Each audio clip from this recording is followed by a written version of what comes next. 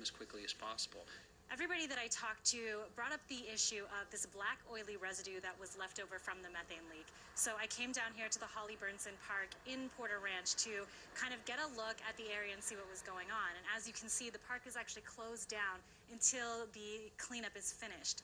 As Porter Ranch residents face going home, they fear that their houses will never be safe again. As they open their doors and walk inside, invisible toxins follow on their heels. And no one knows whether there will be long-term health consequences in the future. In Porter Ranch, Brigitte Santos, RT. Donald Trump is now being targeted by the cyber attackers Anonymous. They've declared, quote, total war on the billionaire and now claim to have hacked him and released some of his private information. Now is the time to unite to fight fascism. To show that we are very serious about stopping any proposed fourth right by the fascist Donald Trump, we have attached a gift, of sorts, Trump's social security number, cell phone number and other details that might be able to assist you all in independently investigating this would-be dictator. For more on this, we bring in ABC News senior justice correspondent Pierre Thomas. He's in Washington this morning. Good morning, Pierre. Good morning, Robin. Donald Trump appears to have a new adversary, not political, but a potentially formidable one, Anonymous, known for its aggressive hacking. In that video, Anonymous claims it has secured some of Donald Trump's personal and private information and is blasting it over the internet, something it hopes will make Mr. Trump's life miserable. Overnight, the Trump campaign released a statement acknowledging the attempt, saying authorities are seeking the arrest of the people responsible for attempting to illegally hack Mr. Trump's accounts and telephone information. So this is being treated seriously, Robin. And Pierre, what are we hearing from the government, the response from the government? What can they do? We've confirmed that federal agents are pursuing this hacking, but investigations like this are notoriously complicated and they typically take a long time to resolve, and Anonymous, by all accounts, is pretty good at covering his trail. But Mr. Trump, given his wealth, has a strong cybersecurity dome to protect himself and limit the damage, so we expect this to be an ongoing battle. All right, after spending weeks using what many called violent and inflammatory rhetoric on the campaign trail, this morning, Donald Trump finds his own family is now the target of threats.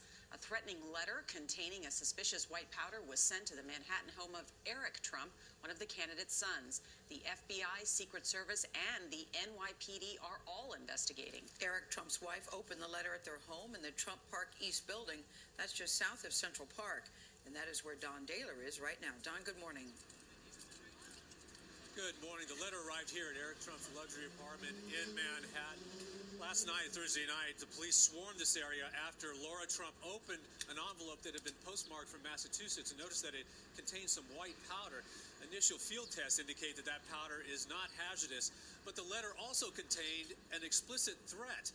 According to sources close to the investigation who tell CBS News that the letter said if Donald Trump doesn't withdraw from the presidential election, his campaign stopped, that his family would be harmed. 32-year-old Eric Trump is Donald Trump's second oldest son. He's been a fixture on the campaign trail, often appearing behind his father at events. Incidentally, this is not the first threat to Trump this week. Earlier this week, the hacker group known as Anonymous issued a threat saying that they are going to declare total warfare against Trump for statements he's made about banning Muslims and deporting Mexicans. They say that they're going to launch a cyber attack on his various online entities beginning April 1st, which, of course, is April Fool's Day. John. Don, thanks. This morning, Donald Trump is facing some new roadblocks on his path to the Republican nomination. In Washington, a group of grassroots conservatives met privately Thursday to plot how to take Trump down, issuing a statement saying, quote, "We are committed to ensuring a real conservative candidate is elected." They're also willing to fight Donald Trump and a Donald Trump establishment because he doesn't share our values. Trump has predicted riots if he's denied the nomination in Cleveland. I think you'd have riots. You know, I'm representing a tremendous, many millions of people. In an interview with ABC News, rival John Kasich accused Trump of inciting chaos. To even imply that there could be violence if he doesn't get his way, you know, he's not running for the presidency of the WWE. He's running for president of the United States. And this kind of language is an outrage. And now Trump is facing more heat on the airwaves as Republican groups target him with a new wave of negative ads. Ask Donald Trump why he sides with Hillary Clinton and why he wants more government health care. Anti-Trump forces. Meantime, John, on the Democratic side, some indications that President Obama is signaling that he wants this primary fight to end. That's right. There's a report in the New York Times that he actually told a group of Democratic donors that it's time to unite behind Hillary Clinton. Now, the White House denies that the president has said who to unite behind, but clearly soon it will be time to unite. And it's no secret that most of the president's top advisors who are on record are supporting Hillary Clinton, not Bernie Sanders. Live pictures right now in Phoenix, Arizona. What you see is a traffic jam there. A number of people who are holding signs preventing those vehicles from passing. We understand this is Shea Boulevard in order to get to the Donald Trump scheduled event about to get underway momentarily. You've got to get through that roadway. Well, apparently, according to deputy county officials there, the people who have clogged this artery are anti-Trump demonstrators who have gathered in preventing any passing through this road in order to get to the Donald Trump event. Maricopa County Deputy Joaquin Enriquez telling us that the Shea Boulevard is the main artery into the area and that protesters' actions are causing motorists to drive into oncoming traffic as they try to get around the protesters. You're not seeing that in these images right here. It looks like everything is in a standstill, but that coming from the Maricopa County authorities who are describing it as a potentially dangerous situation.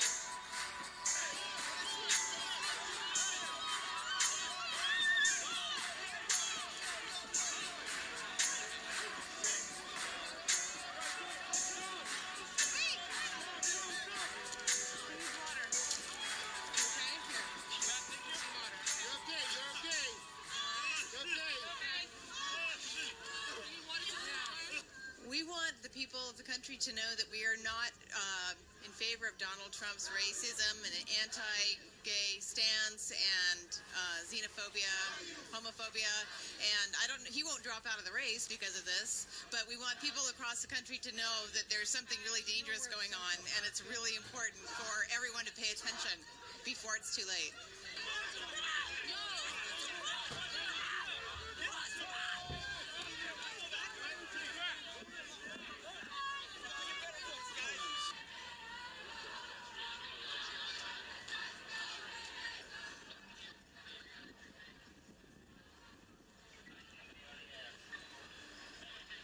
This is not the man we want in office. This is not the man we want representing us, because he literally represents the worst parts of America, and he's bringing out all the garbage.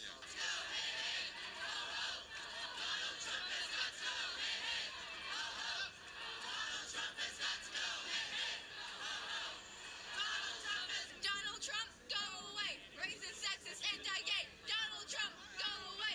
Racist, sexist, anti-gay! Protests broke out as former Brazilian President Luiz Inácio Lula da Silva was sworn in as Chief of Staff to the current President Dilma Rousseff. Critics say the appointment is an attempt to shield Lula from prosecution on corruption charges. Prosecutors have accused him of money laundering and fraud as part of a graft probe centered on state oil company Petrobras.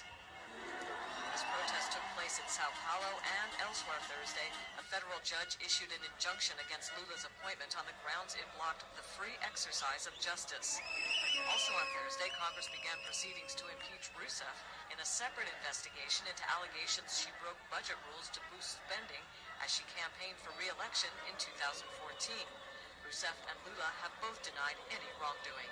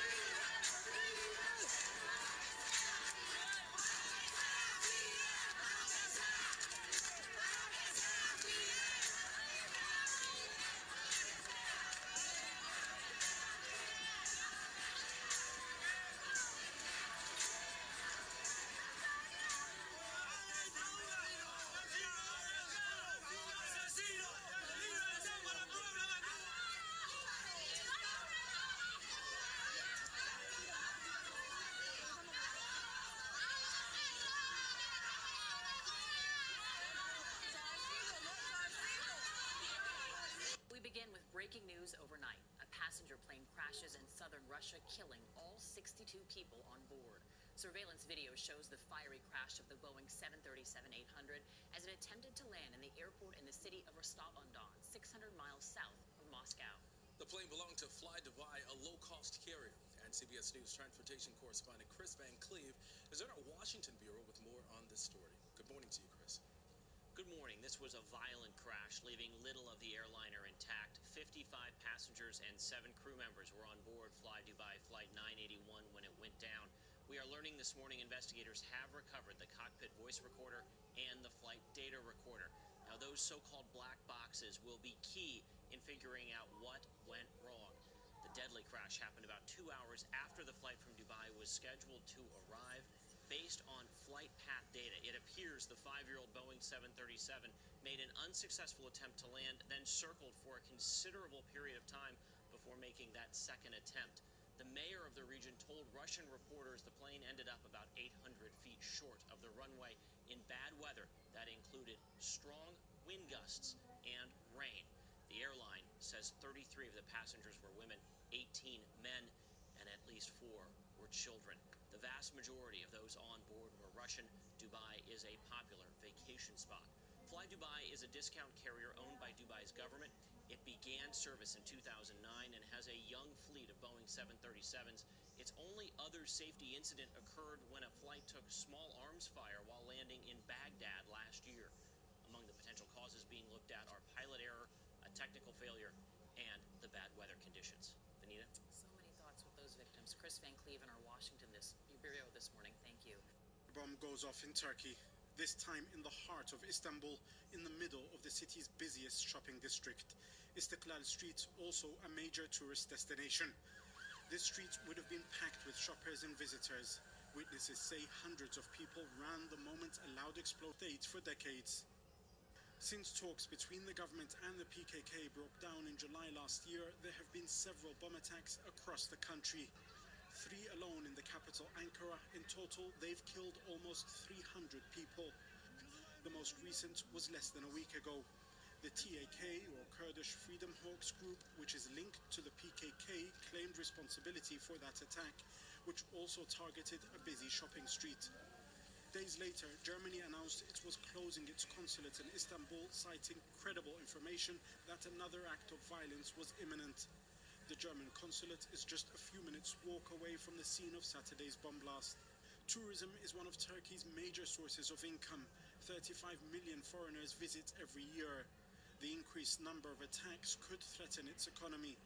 For now, the government insists Turkey is safe, but it will have to do a lot more if it's to ensure the safety of its citizens and visitors. Jamal Al-Shayal, Al Jazeera. North Korea has again launched ballistic missiles, 2 of them, this time off the west coast of the Korean peninsula. Now, the South Korean Joint Chiefs of Staff says one ballistic missile flew a distance of 800 kilometers over land toward the sea off the country's east coast, while a second projectile assumed to be a missile was detected by radar but soon disappeared. Mind you, this comes just days after the U.S. warned of tougher sanctions against the reclusive state for its previous nuclear and missile tests. Our defense correspondent Kim Hyun-bin reports. North Korea launched 2 ballistic missiles on Friday morning from Sochon in the country's southwest. Military officials say the missile, presumed to be a medium-range little missile, flew 800 kilometers before falling into the East Sea.